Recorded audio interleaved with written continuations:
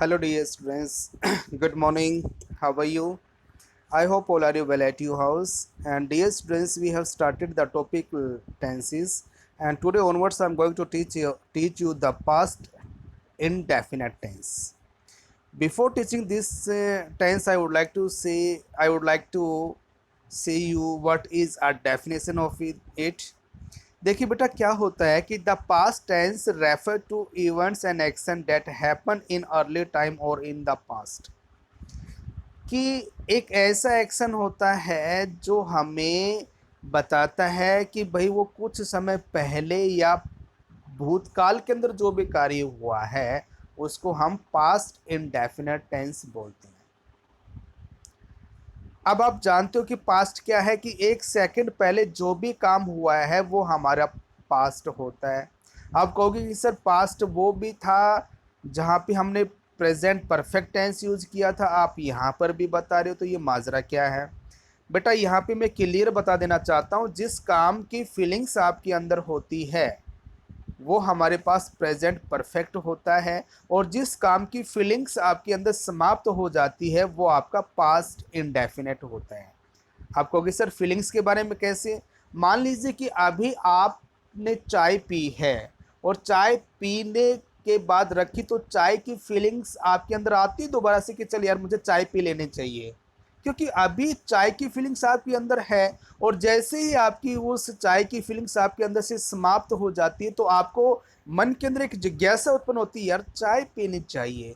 तो उस समय जब चाय पीनी चाहिए तो वो आपकी फीलिंग्स वहाँ पे डेड हो जाती है, और वो आपका प्रेजेंट परफेक्ट ना होते हुए वहाँ पे पास्ट इंडेफिनेट हो जाता है। मान लीजिए कि अभी आप नहा के आए हो और नहाने की फीलिंग्स आपके अंदर है, तो आप क्या बोलोगे? वहाँ पे प्रेजेंट परफेक्ट, और जब दोबारा आपकी फीलिंग्स हो जाती है नहाने की तो वहाँ पे आप बोलते हो पास्ट इंडेफिनेट। यही आपके अंदर अंतर होता है।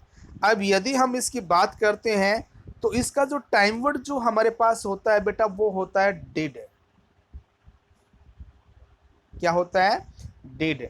या फिर आपकी जो सेकंड फॉर्म, ये आपके पास टाइम वर्ड होता है। जहां पर भी आपकी एक्शन सेकंड फॉर्म मिल जाती है वो आपका पास्ट इंडेफिनिट टेंस होता है। या फिर इंटरोगेटिव सेंटेंस में आपको डिड मिल जाता है तो वहां पे आपका पास्ट इंडेफिनिट टेंस होता है। या फिर नेगेटिव सेंटेंस के अंदर डिड नॉट मिल जाए तो वहां पे आपका पास्ट इंडेफिनिट सेंटेंस होता है।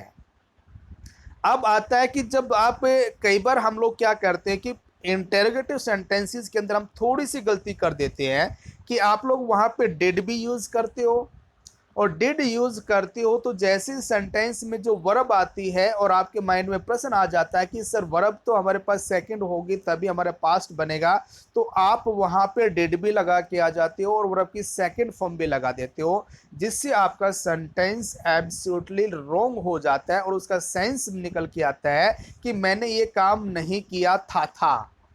डबल था की साउंड आती है यदि डिड के साथ आप सेकंड फॉर्म लगा देते हो। तो हमेशा आपके माइंड में एक प्रश्न होना चाहिए कि जहां पर भी हमारा डिड आता है वहां पे आप एक्शन फर्स्ट फॉर्म ही लगाएंगे। आगे देखिए, जैसे कि यहाँ पे फॉर्म नंबर 14 दिया हुआ है, सब्जेक्ट आएगा, सेकंड फॉर्म आएगी और वर्ब आएगी, और उसके बाद आपका जो भी सेंटेंस बनता है। जैसे ये देखिए, he kill the snake with a stone, अब यहाँ पे सेकंड फॉर्म आ रही है तो हमारे पास क्या हो गया? ये past indefinite. I saw you in the bazaar yesterday है, यस्टरडे ऑटोमेटिक आपको पता होता है क्या होता है भाई, हमारे पास पास्ट सर्विंग वर्ड्स है तो हम यहाँ पे सेकंड फॉर्म लगाएंगे। Our team won the match by 2 goals, अब 2 गोल्स से जीत गई है तो यहाँ पे ऑन का यूज करेंगे। समझ में आ गया? अब ये तो था आपका प्रेजेंट ना सॉरी पास्ट इंडेफिनेट की अफर्मेटिव सेंटेंस। अब यदि आपके पास ये नेगेटिव सेंटेंस आ जाता है तो देखिए ध्यान से, सब्जेक्ट आ गया, डिड नॉट आ गया, और मैंने जो बताया था वहां पे आपका फर्स्ट फॉर्म ही यूज करनी है। और जहां पे आप फॉर की फर्स्ट फॉर्म यूज कर देते हो वो हमेशा आपका पास्ट इंडेफिनेट टेंस ही बनता है, क्योंकि यहाँ पे डिड आया है और जहाँ पे डिड आता है वहाँ पे एक्शन वी फर्स्ट ही यूज करते हैं। जैसे I did not break your slate, did आ गया, अगर यहाँ पे ब्रोक कर देते तो ये सेंटेंस गलत हो जाता। ओके, ऐसे ही हमारे पास है इंटरोगेटिव सेंटेंस में डिड का यूज़ किया है, फर्स्ट फॉर्म यूज़ की गई है। तो ये तो था आपको आइडेंटिफाई कैसे करना है इस चीज़ को। अब आगे आता है कि use of the past indefinite tense, इसको यूज कैसे करोगे इसको देखना है। सभी का एक ही नियम आएगा। इससे पहले मैं आपको बता देना चाहता हूँ, जो मैंने यहाँ पे ये 3-4 जो वर्ड्स लिखे हुए हैं, ये आपके पास क्या है भाई, पास्ट सोविंग वर्ड्स है। यस्टरडे, लास्ट, अगो और नेवर, ये पास्ट सोविंग टाइम वर्ड्स है, तो इनके साथ हमेशा वी सेकंड फॉर्म्स यूज करेंगे ही करेंगे। ओके, आगे देखिए। देखिए first, to explain action completed in the past with the reference to the time of the speaking. जब हम बोल रहे हैं उसके पास्ट में, भूतकाल में कोई काम समाप्त हुआ है, तो वहाँ पे हम पास्ट इंडेफिनिट टेंस यूज करते हैं। लास्ट आ गया, यस्टरडे आ गया, आँख मीन्स कि आप यहाँ पे सेकंड फॉर्म लगा दीजिए। बी का देखिए, टू एक्सप्रेस आ हैबिचुअल और regular action in the past, कि जो हमारे पास पास्ट में क्या एक्शन थी, हम किसी हैबिचुअल थे उस आदत को व्यक्त करने के लिए। She went to the Golden Temple to offer prayer, वो जाया करती थी, पास्ट की हो गई है। डेली है, ये इसका प्रेजेंट भी लगाओगे तो भी आपका कोई दिक्कत नहीं। She goes to the Golden Temple to offer prayers, लेकिन यहाँ पे कोई ऐसा टाइम वर्ड नहीं दे रखा है, तो आपका ये V1 भी चल सकता है, V2 भी आपका राइट है।